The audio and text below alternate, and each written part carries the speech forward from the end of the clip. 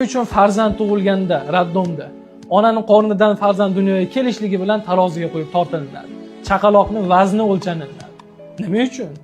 Kimga keragi bor bu vaznni? Kim uchun qiziq bolani necha kilo tug'ilganligi? Buni bir ahamiyatli talabi bor ekan. Eskilarimizdan qo'ygan go'zal an'ana bor ekanki, buni ayoli homilador bo'lgan, shunaqangi bir oilalar eshitsa qani. Qaysi bir ayolki tug'sa farzandining kilosi o'lchanadi.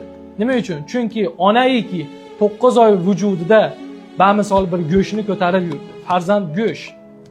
U necha kilo tug'ilishligiga qarab 3 kilo bo'ladimi, 2,5 kilo bo'ladimi? Ana shuncha go'shtni iste'mol qilishligi kerak bo'ladi ayol kishi. Erkaklar mana shu joyda hushyor bo'lsinlar. Farzand ko'rdi, necha kilo tug'ildi? 3 kilo. Demak, ayoliga 3 kilo qo'y go'shtini olib yedirsin. Nimaga? Chunki ayol kishi qornidan 3 kilo go'shtni sarfladi, quvvatini sarfladi. Endi uni o'rnini to'ldirib qo'yish kerak. Qarang qanday go'zal. Ayol baquvvat bo'ladi. Ko'p qaynalar yoki qaynatalar yoki oila a'zolari buni g'ash oladi. Kelin ko'p go'sht yeyapti. Ya buni g'ash olmaslik kerak. Haqiqaga so'yilgan go'shtni eng ko'p yeyishlikka haqli bo'lgan bu tuqqan ayol hisoblanadi. Tuqqan ayolga e'tibor berilsagina farzandlar zo'r. Shuni odat qilinglar, hushyor bo'linglar erkaklar.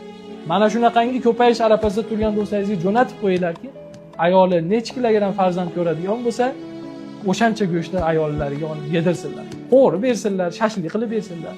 Xullas yedirsinlar.